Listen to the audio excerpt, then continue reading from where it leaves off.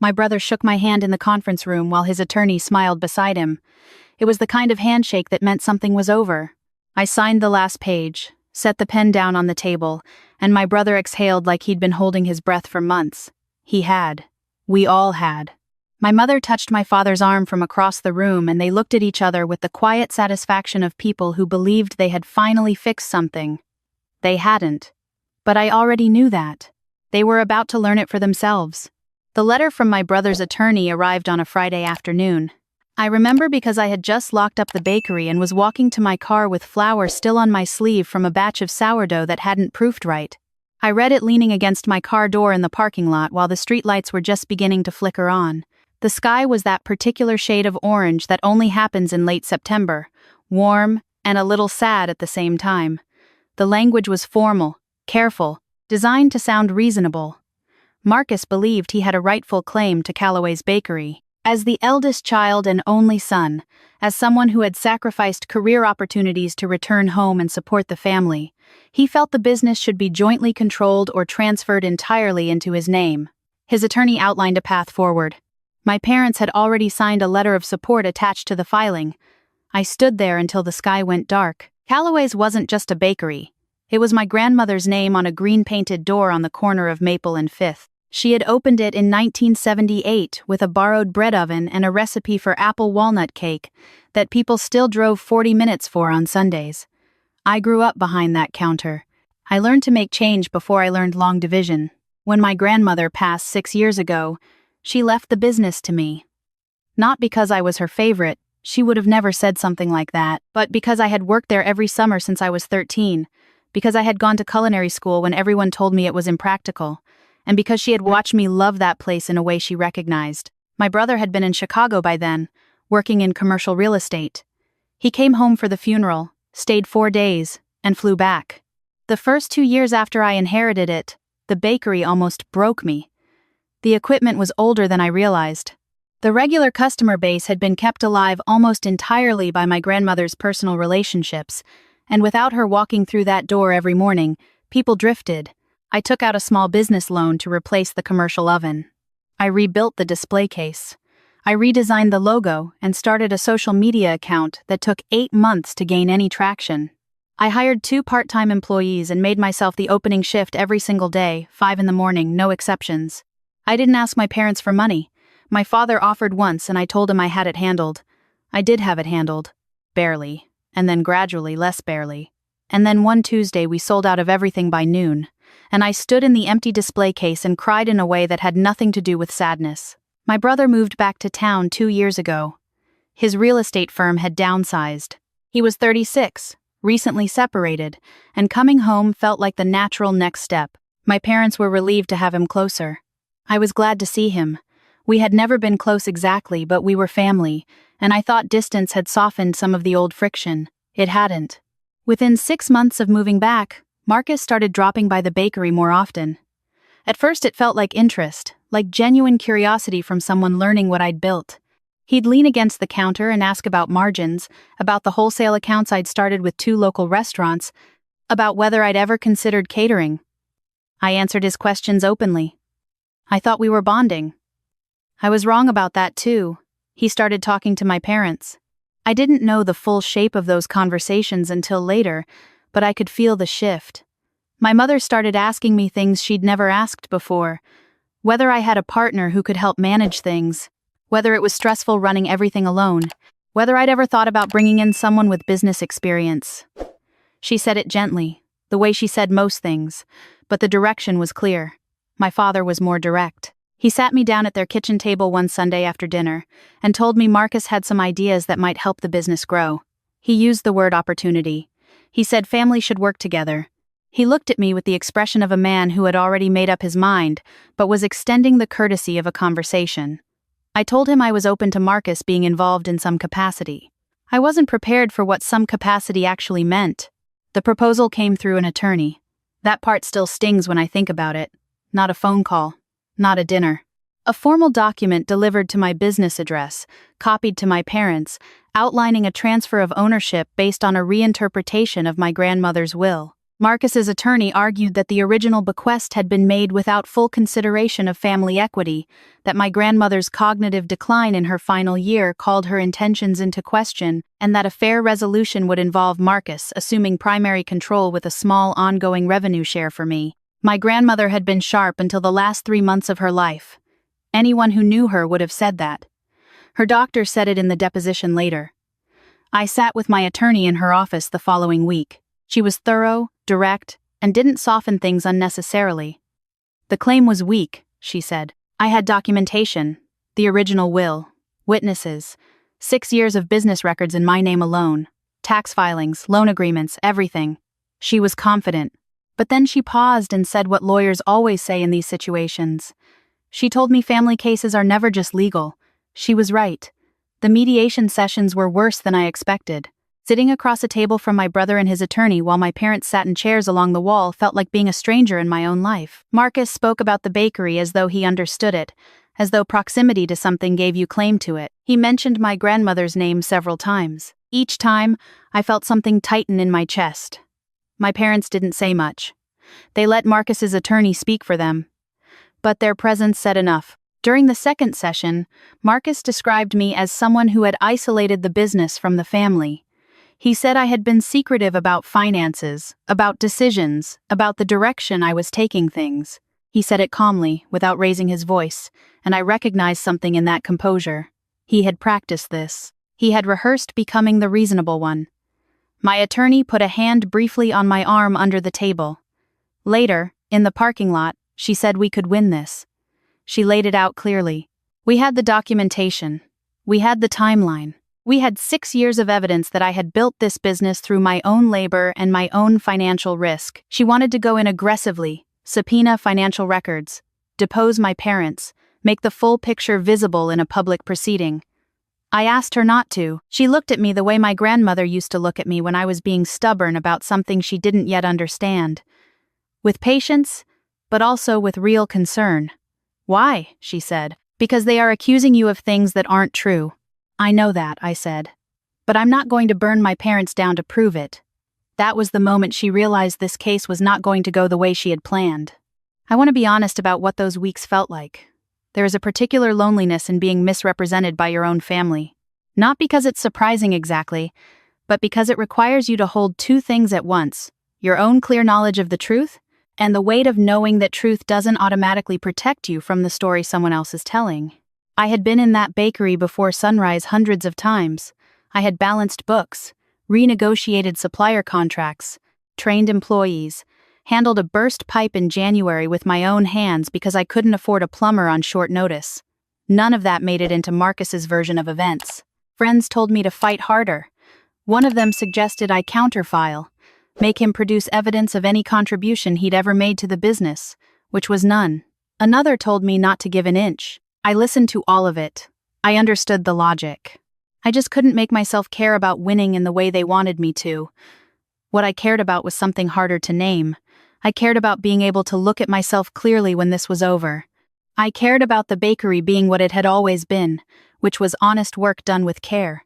I did not want to achieve clarity through humiliation, even if the humiliation would have been entirely deserved.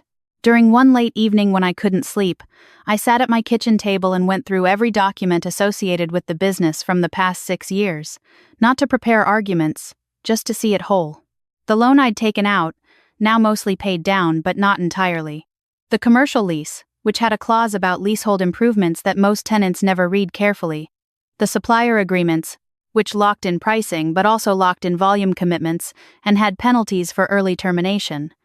The equipment maintenance contracts, the arrangement I'd made with my 2 full-time employees that included terms I'd promised them in writing, the vendor relationship I'd developed with a local farm that had a minimum order agreement. None of it was hidden.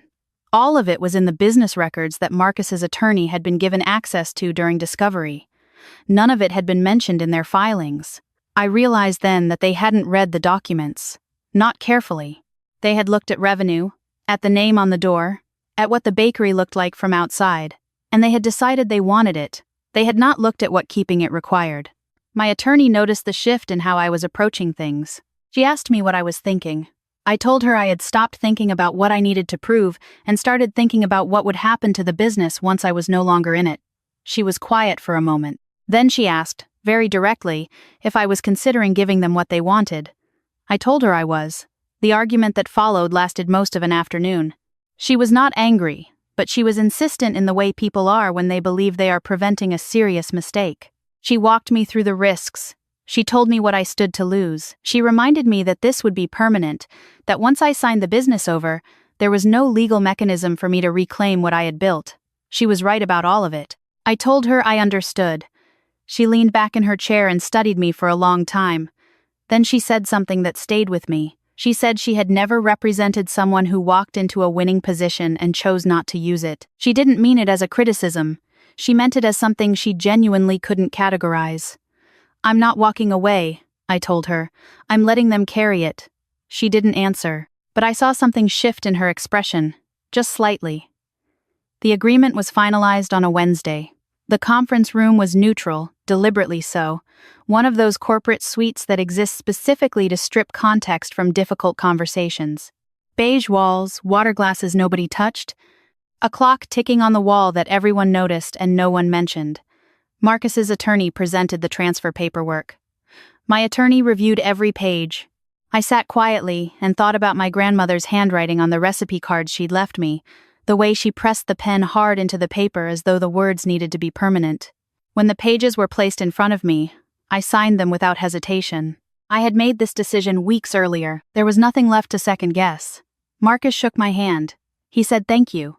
He looked satisfied in a way that reminded me of how he'd looked at Christmas as a kid when he got the gift he'd asked for. My mother smiled at me with something complicated in her eyes, something that wasn't quite relief and wasn't quite guilt, but was somewhere between them. My father nodded once, formal, like we had just concluded a business transaction we had both agreed was necessary. Marcus's attorney was already reviewing the documents again. He flipped back to a section near the end and his pace slowed. He turned back a page, then forward again. He read something a second time. I watched his posture change by degrees, the slight stiffening of the spine, the way his hands became more deliberate. He looked up. He started to say something to Marcus, and then stopped. He said something else under his breath that no one else heard. Marcus leaned over to look at whatever he was reading. His expression shifted. My attorney looked at me. I looked back at her. I didn't say anything. I simply gathered my copy of the documents, zipped my bag, and stood up. I heard Marcus's attorney ask his assistant to pull up something on a laptop. I heard my brother's voice say, quietly, "Wait, what is this?" I walked out of the conference room without turning around. In the parking lot, my attorney caught up with me. She walked alongside me for a moment without speaking. Then she said, "You planned this." "No," I said.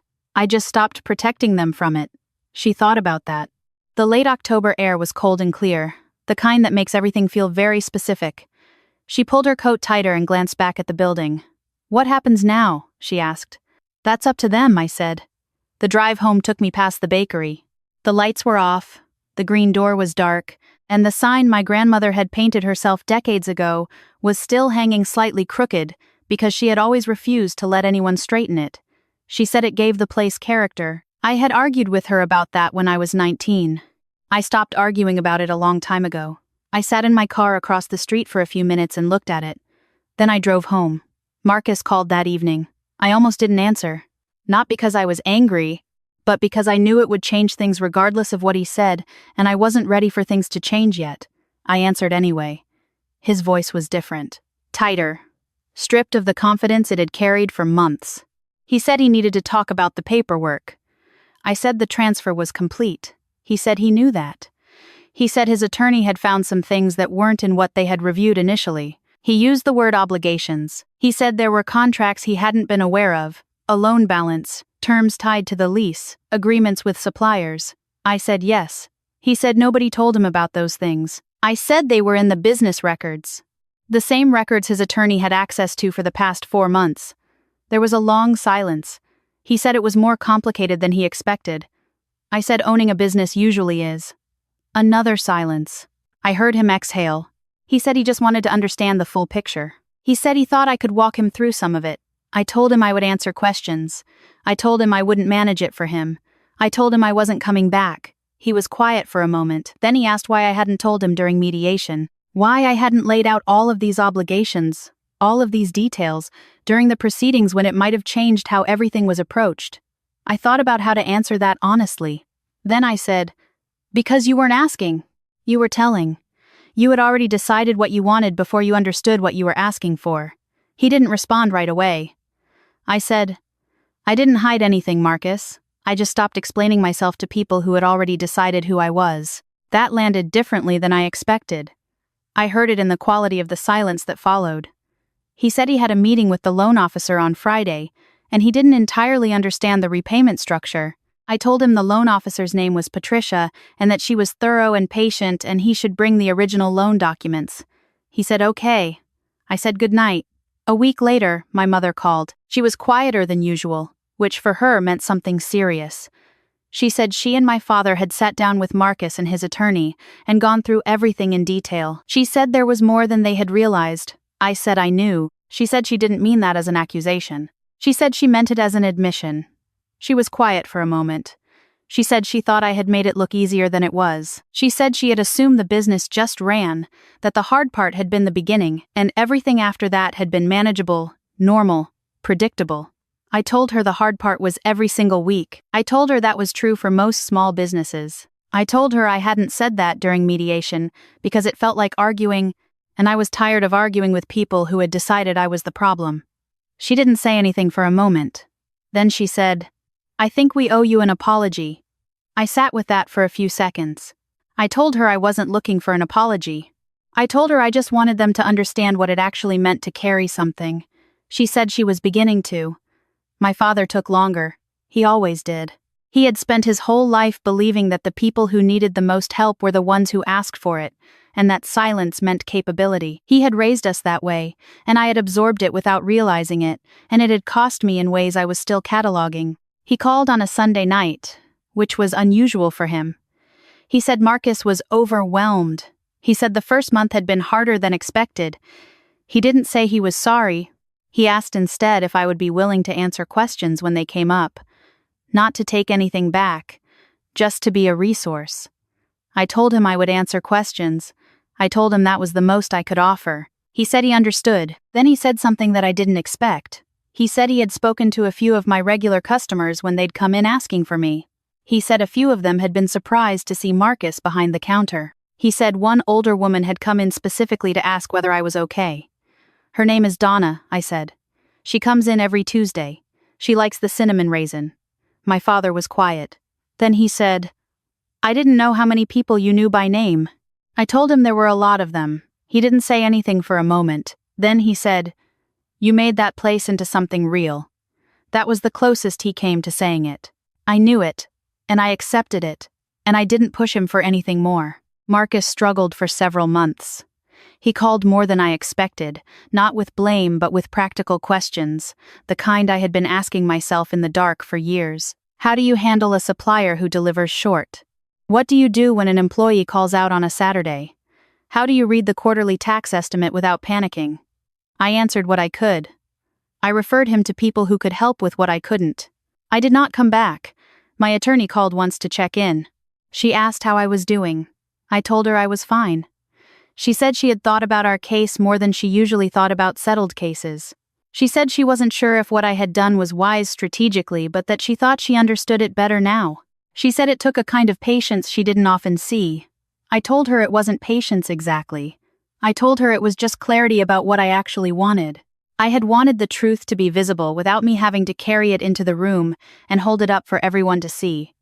I had wanted the work to speak for itself. And I had wanted to be done, truly done. Not in the way that leaves you checking your phone for updates, but in the way that means you have genuinely let something go. She said she hoped it felt like that. I told her it did.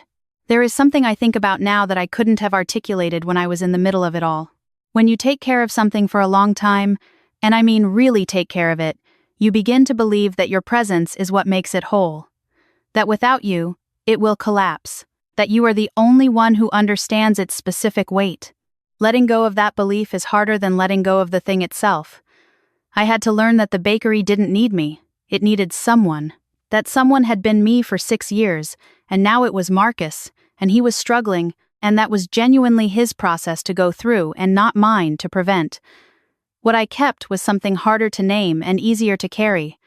My own sense of who I was, my memory of what I had built and why I had built it, my grandmother's recipe cards, which were technically mine anyway since they had been in my apartment for 6 years and Marcus had never asked about them, her handwriting on those cards, the way she pressed the pen down hard so the words would stay. I started something new a few months after the transfer. Small, quiet, barely visible at first. A weekend pop-up at a local market, just bread and a few pastries, a folding table and a hand-lettered sign. No name on it yet, just the food. The woman named Donna found me on the third Saturday. She stood in front of my table for a moment before she recognized what she was looking at. Then she said, "Oh, there you are," as though I'd only stepped away for a minute. I smiled and cut her a piece of the cinnamon raisin. There is a kind of strength that doesn't announce itself. It doesn't file motions or raise its voice or ask to be recognized in a conference room. It shows up at 5 in the morning when no one is watching. It reads the documents carefully when everyone else skims them. It signs the papers without hesitation, because it has already understood something the room hasn't caught up to yet.